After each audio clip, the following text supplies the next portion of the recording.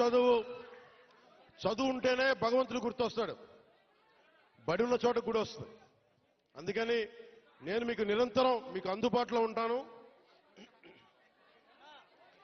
Collector గారికి కూడా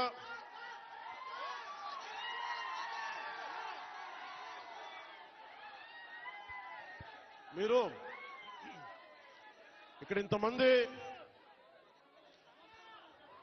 మీరు అన్నయ్య అన్నయ్య అంటారు, ఏం చేయరు మీరు. యువత ఇంతమంది ఉన్నారు. ఏంటబ్బా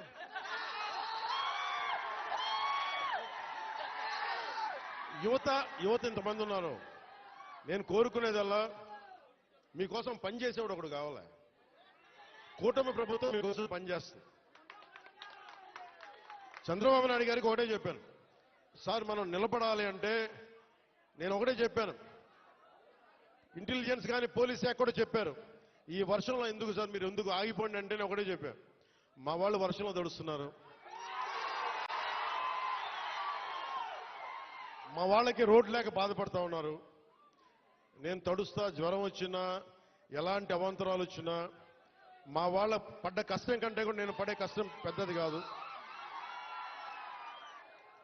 అందుకని నేను ఎందుకు ఈ మాట చెప్తున్నానంటే మీకోసం పనిచేసే వ్యక్తుల సమూహాన్ని మీరు ఎన్నుకున్నారు. మీకోసం పనిచేసే వ్యక్తుల సమూహాన్ని మీరు ఎన్నుకున్నారు. మేమందరం ఇక్కడ ఉన్నాం. మంత్రి గారిని చూస్తా ఉన్నారు, ఎమ్మెల్యే గారిని చూస్తా ఉన్నారు, ఇక్కడున్న నాయకులందరినీ చూస్తా ఉన్నారు. మేమందరం కూడా ఎందుకున్నాం ఇక్కడ అంటే మీకు 5 సంవత్సరాల కాలంలో ఏదో మాట చెప్పి వచ్చి వెళ్ళిపోవడానికి మేము లేవు. ఇక్కడ అధికారం లేనప్పుడు రోడ్ల మీద తిరిగాం, అధికారం లేనప్పుడు మన్యం ప్రాంతాల్లో తిరిగాం.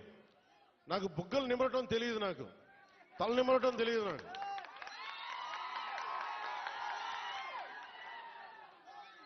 నేను మీ కన్నీళ్లు తుడిచి పారిపోయే వ్యక్తిని కాదు.